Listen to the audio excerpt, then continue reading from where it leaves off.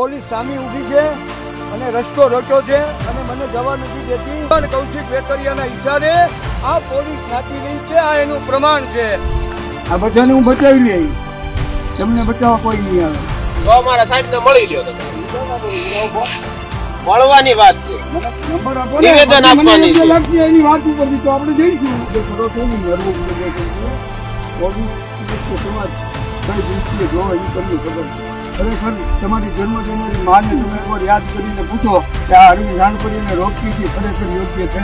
Project નો જાવ તું કહેતે નહીં, તમારું સસ્પેન્શન લટકતું કે એના બ્રેક મારી અને નો મારી મારા બાપમાં ફેરો જો સામે ઉભો કે જો આયલો જાય. રૂબરૂ નહીં હોય, રૂબરૂ આજે નહીં કાલે નહીં. તમને મંજૂરી નથી મળે, હું દેવરાજ્યા નથી જવાનું, એ લખાઈ દેજો. દેવરાજ્યા ગાડી જાહે. અમરેલીની અંદર પાટીદાર સમાજની દીકરી પાયલ ગોટીનું જાહેરમાં સરઘસ કાઢવું અને ત્યારબાદ આખી આ પત્રિકા કાંડનો વિવાદ જે છે તે સતત વકરી રહ્યો છે. અને આ વકરતા વિવાદની વચ્ચે અમરેલીના સામાજિક આગેવાન અને પાટીદાર સમાજના વ્યક્તિ અરવિંદ રાણપરિયાએ એક વિડીયો જે છે તે ગઈકાલે વાયરલ કર્યો હતો. જો કે તેમને આખો એક લેટર લખીને પરવાનગી પણ માંગી હતી રાજ્યના ડીજીપી અને સાથે અમરેલી જિલ્લા પોલીસ વડા અને અમરેલી કલેક્ટર પાસે કે કૌશિક વેકરિયાના ગામ દેવરાજ્યા ખાતે એક વિરોધ પ્રદર્શનના કાર્યક્રમ માટે મંજૂરી આપવામાં આવે. જો કે હવે આખા આ મામલે વિવાદ છેડાયો છે. નમસ્કાર, આપ જોઈ રહ્યા છો ન્યૂઝરૂમ ને આપની સાથે હું છું પ્રદીપ. અરવિંદ રાણપરિયા એ અમરેલીના ધારાસભ્ય કૌશિક વેકરિયાના ગામ દેવરાજ્યા ખાતે એક કાર્યક્રમ માટે મંજૂરી માંગી હતી અને કાર્યક્રમ હતો બંગડી પહેરામણી મનોરથ. આ કાર્યક્રમ થકી આજના દિવસે એટલે કે તારીખ 16/1ના રોજ સવારે 9 વાગ્યાથી લઈને સાંજે 5 વાગ્યા સુધી કૌશિક વેકરિયાના નિવાસસ્થાનની બહાર બંગડી લઈને બેસવા માટેનો કાર્યક્રમનું આયોજન કરવામાં આવ્યું હતું. આ કાર્યક્રમ અરવિંદ રાણપરિયા દ્વારા કરવામાં આવ્યો હતો. જો કે હવે આ કાર્યક્રમને લઈને પોલીસે તેમને મંજૂરી ન હતી આપી, એટલા માટે જ વહેલી સવારથી જ અરવિંદ રાણપરિયાના નિવાસસ્થાનની બહાર પોલીસ વહેલી સવારથી જ આવી પહોંચી હતી. જેવા અરવિંદ રાણપરિયા તેમના નિવાસસ્થાનની બહાર નીકળ્યા એટલે પોલીસ દ્વારા તેમને સમજાવટની વાતચીત કરવામાં આવી હતી. જો કે પોલીસ સાથે જે વાર્તાલાપ થઈ હતી તે વાર્તાલાપ પણ હાલ તો સામે આવી છે ને વાર્તાલાપની અંદર પોલીસે અરવિંદ રાણપરિયાને એવું કહ્યું હતું કે તમે ખાલી પોલીસ મથકે આવીને નિવેદન લખાવી જાઓ કે તમે દેવરાજ્યા નથી જવાના. જો કે અરવિંદ રાણપરિયા એવું પણ કહ્યું કે હું અમરેલી જિલ્લા પોલીસ વડાની સાથે મુલાકાત કરીશ અને ત્યારબાદ હું દેવરાજ્યા તો જઈશ. સામે પક્ષે પોલીસની સાથે વાતચીત કરતા તેમણે એમ પણ જણાવ્યું કે જે મહિલા પીએસઆઈ ત્યાં ઉપસ્થિત હતા તેમણે એ પણ વાત કરી કે તમે તમારી દિલ ઉપર હાથ મૂકીને કહો કે હું જે કરી રહ્યો છું તે સાચું કરી રહ્યો છું. એટલે તેમને પોલીસ સામે સવાલો ઉપસ્થિત કર્યા હતા કે તમે મારી ધરપકડ કરો છો, તમે મને અટકાયત કરવા માટે આવ્યા છો, તમે મારું નિવેદન લખાવવા માટે આવ્યા છો, આ કેટલું યોગ્ય છે? પહેલા તમે પોલીસ અને સાથે જ અરવિંદ રાણપરિયા સાથેની જે વાર્તાલાપ થઈ, શું કઈ ચર્ચા થઈ એ તમે સાંભળો. પહેલા હા છે જૂના જે છે એ હામાં મળે તો હાથ ઉતો કર્યો કે જાય નહીં તો કે આ હું ઐશ્વર્યા રાયનું રૂપ છે મારું. માણસ એના દર્શન હોય, બધી ખબર છે. તો હાલો ને હવે કાયદા વિરુદ્ધ નથી. તમે ત્યાંથી નિવેદન આપીને વયા જાજો. કાયદા વિરુદ્ધ કામ તો અમારા સાહેબને મળી લ્યો તમે. ઉતાર ના કરું, મને ફોન મળવાની વાત છે, મને નંબર આપો ને. નિવેદન આપવાની મને છે. લાગશે એની વાત ઉપરથી તો આપણે જઈશું, નહીં યોગ્ય લાગે તો ઉભા થઈ. નિવેદન આપવાની વાત છે. એ કઈ ટેલિફોનિક થશે?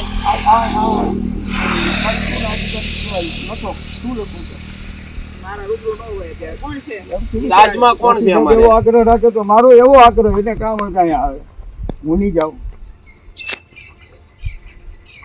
તમે કાંઈ નંબર આપો, તમને સારું લાગે એ કરો. તમે આવી જાઓ અત્યારે.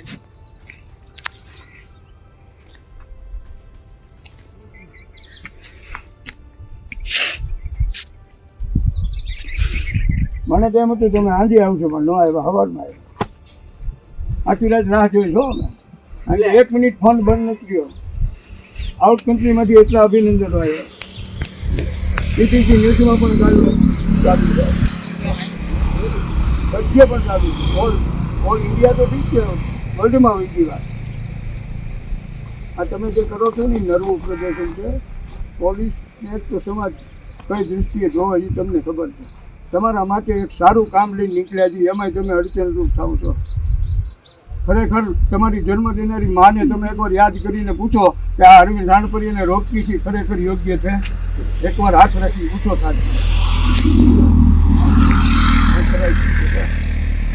તમારે તો એ નો જ કાંઈ કરાય. કહેજો તો તમારા પછી માટે તો તમે મને ઉભા ખબર રહો છો, નથી તમારે સગો ભાઈ છે કે નહીં, પણ મેં એકવાર દીકરી કીધી હતી લાઠી પોલીસ સ્ટેશનમાં ભંડેરી સાહેબને બોલે તેથી તમે હતા ને, મેં દીકરી કીધી હતી હું પાછો પડ્યો હતો વરવડાથી. હું પરસોત્તમ રૂપાલાના ઘરે બેઠો હતો, તમારા એક ફોને હું ત્યાંથી પાછો આવ્યો. તમે મારું માન રાખો જ છો, હું પણ કહું જ છું, તો પછી તમારી અત્યારે પબ્લિક આવી જાઓ. રાખવું જોઈએ ને. રાખી જ છીએ આ તમારું માન, કામમાં ઘણી વાર તમારે આ રાખ્યું છે. ગાડા કાન કરવાના છે, તમે શું કામ નથી કરતા? તમારી હાથું લડવા જાય છે. અત્યારે તમે આવી જાઓ. આ તમારા સ્ટાફને મારે મેં જો કે કોઈને કીધું નથી. અત્યારે હું એટલા માટે બોલ્યો તમે પ્રગટ થયા છો. તમે પ્રગટ ન જાવ તો હું કહેતે નહીં તમારું સસ્પેન્શન લટકતું હતું એટલે મેં બ્રેક મારી, અને નો માર્યું તો મારા બાપમાં ફેરો જો સામે ઊભો ક્યાં ગયો જો આવેલો જાય. મેં એસપી સાહેબને કીધું, મેં કીધું બાબા એટલેથી અટકી જાય, આ બધાને હું બચાવી લઈ, તમને બચાવવા કોઈ નહીં આવે. એની ઓફિસમાં એની સામે કેવું એટલે નાની માના કે નહીં, સાચું કેવું તો ગમે ને કહેવાય ને સાહેબ. એટલે સાહેબ વાત કરવા આવ્યો મેં કરી. હા તો આવીને કરી લે. તમે રૂબરૂ નહીં કે હોય. જાઓ, રૂબરૂ આજે જાઓ, નહીં, તમારું કાલે નહીં. નિવેદન તમને જે આપીને મને પગલાં મંજૂરી લેવા નથી મળે, હું દેવરાજ્યા નથી જવાનો, એ લખાઈ દેજો. દેવરાજ્યા ગાડી જાહે તો આ તમને એસપી ને મંજૂરી મળ્યા નથી પછી. મળી. તમે ત્યાં કહેજો ને. પોલીસ ને મારે કાંઈ લેના દેના નથી. તમને ભરોસો ન હોય તો અમરેલી સુધી તમારી ગાડી મારી ગાડી સાથે રાખો, સીધા એસપી કચેરી જઈશું આપણે. હા ભરી લો તમારે જે પોલીસને જે પ્લાનિંગ કર્યું છે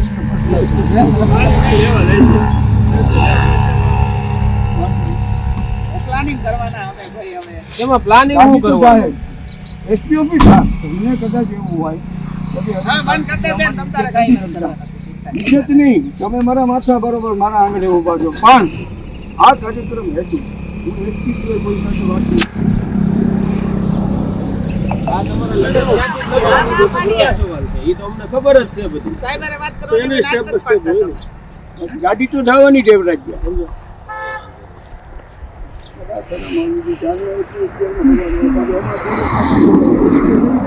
ચુકારો કરતો નહીં, અને બે બાજુ સંબંધ રાખવો. બોલો આનું શું કરવું? મિત્રને સંબંધ રાખવો છે ને ધંધાનો સંબંધ રાખવો તો બાકી છે.